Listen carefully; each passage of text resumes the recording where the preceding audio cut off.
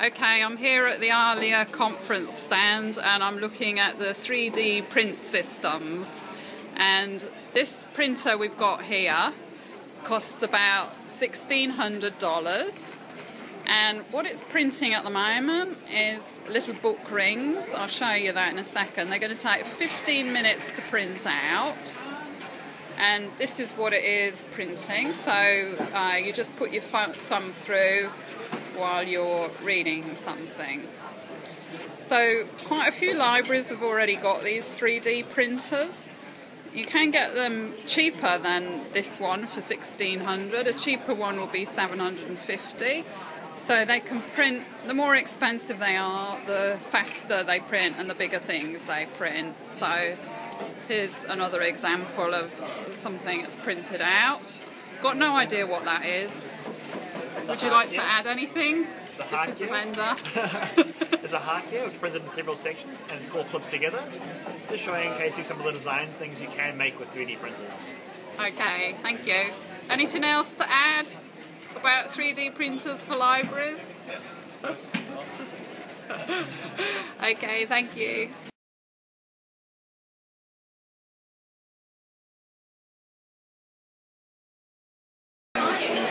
I'm now at the 3M stand looking at self-issue machines. A self-issue terminal like this, to work with our existing system of tattle tape, costs $24,000 for each one. And as you can see on screen, students will be able to renew, check in, check out, pay their fines and fees. This is the Gold Star version. If we went to RFID, the terminals are half the price, they're about $10,000 each. If we switch to RFID for the whole library and put in tags and gates, the ballpark cost for 200,000 books is about $100,000. Right, now I'm at the Biblioteca stand, again looking at RFID and self-issue terminals.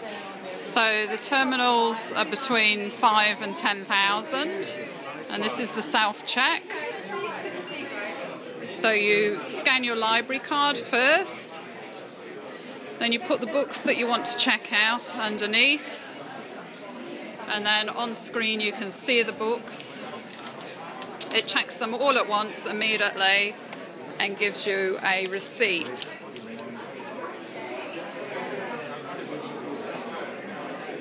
Change the language if you want to. So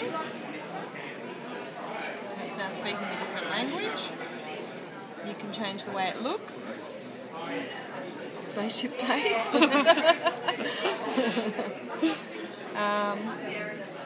And for visually impaired patrons as well. So just to return books, I just push that, and that's actually returning all the books now. And I think that's finished. I'm just going to go back to English. No, this one. I can check my account if I want to. Probably don't have to video all that, but and I can renew my items without having them. I've got no items to renew. And I can check my reserved items. So I've got one available, the other two are pending. And this does integrate with ALMA. There are libraries already using this who have ALMA. And the Supreme High Court in Canberra has some of these self-issue terminals. And also on this stand is the intelligent book return shelf. So if you didn't want any staff at all, students could put their books straight on the shelf, and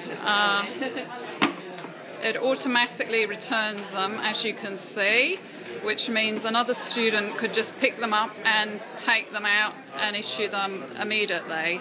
And this could be useful up on the 3rd floor. So instead of issuing and return books, you could use this. Instead of telling students to just leave their books on the tables and then we do the browse issue, you could tell them to put them in the intelligent bookshelf bin. And tell me again, how much are these? If you had the kiosk with 4 shelves, it would be about $25,000. Good. I'm at Biblioteca stand again, looking at a self-issue terminal, and this is one that's been done in a specific colour, orange. There is a colour swatch with hundreds of different colours, and you can choose the colour for your self-issue machine. So the tricolour purple is a colour they have. Yay!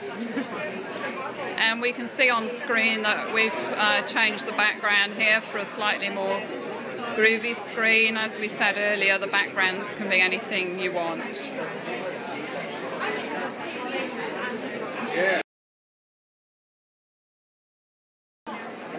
I'm on the Biblioteca stand now, looking at Open Plus, which is a system for a library that has no staff in it to let students go in and out. And I'll just let the vendor explain how this would work. So a student comes along, they put their card into the slot, push their PIN number, it allows them to go into the library. They can go in, use all the computers in the library. They can go, when they're finished, they can check a book out to themselves and leave the library. If the security gate goes off, if they haven't checked out a book, then it's recorded as to what book that is, and the camera will come on and record the student leaving, so you know who it is, and then you know which book it is that's gone out. Say if the library's going to close at 10 o'clock and there's no staff there, the system will, 5 minutes before, say, the speakers will say the library's going to close in 5 minutes and that you need to leave. And a couple of minutes before the library closes, the system will start to shut down all the computers in the library, and it will start to shut down all the lights in the library. And when the library is officially closed, it will lock all the doors and send a message to the air conditioning and to the building security system to turn off, and then the library is officially closed. And if somebody didn't leave the library when the loudspeakers asked them to and was still in when the close down was going off, then it would set off the security alarms, and our lovely security guards would come and find out what was going on. Ha ha ha.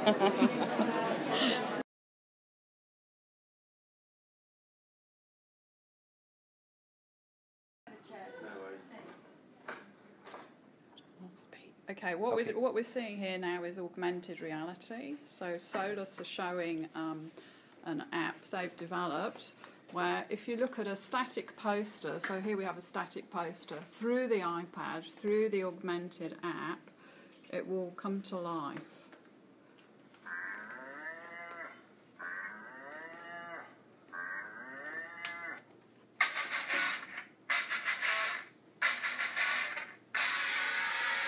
Particularly disgusting frog here,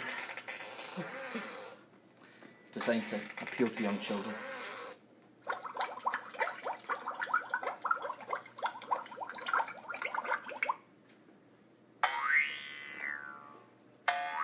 Andrew, do you want to get the hoops ready up as well? So then you start to play the games.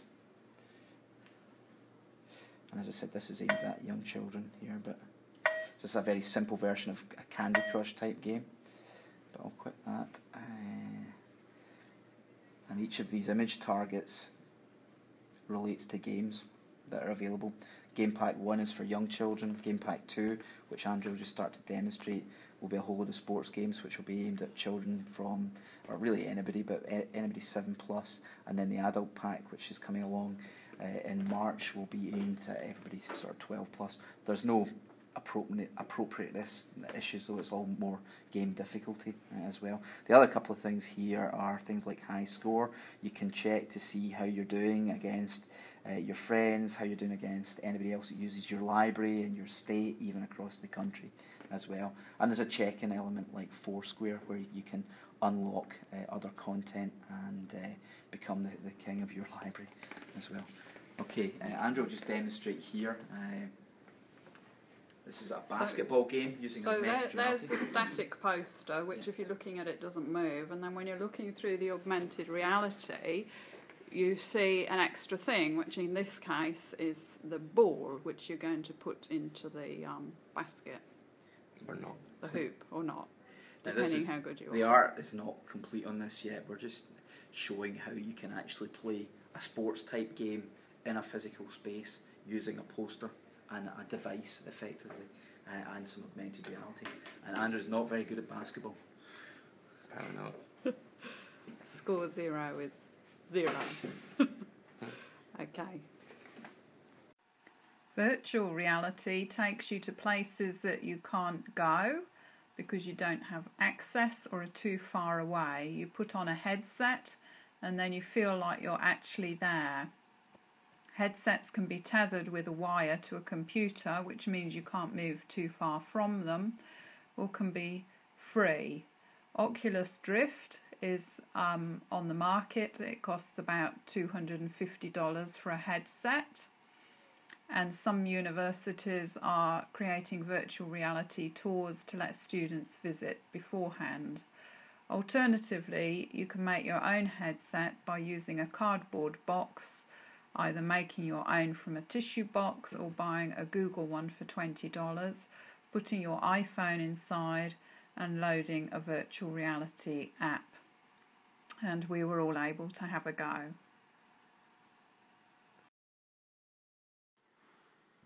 This is a digital coffee table. They're really great for reception areas, either inside the library or away from the library if you want to promote your library resources and your library app. Generally, you'd load apps onto them and they're either locked into Windows or the Apple environment, and they can be handmade to a variety of sizes.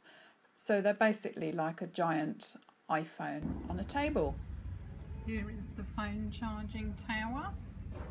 There are plugs and chargers, and you just sort of slip them out like that and take them away. Hello, I'm now at Sydney Airport and I am in the Tech to Go shop, and what we have here is something against anti-RFID technology. So this billboard we're looking at here, what it can do is take, using RFID, your details from your credit card, your name, a photo, and it could put up here on this billboard, "Hi Rose, come and buy this thing." And here we have an IFTPOS machine, and at the moment if you swipe your card you've got to be pretty close, but the new IFTPOS machines and beacon technology, which is what this board is, would have in excess of 2 meters.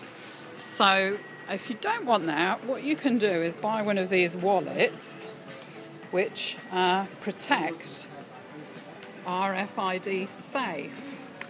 So basically they've got a metal case inside and you put your cards in. Let me just show you the demo here.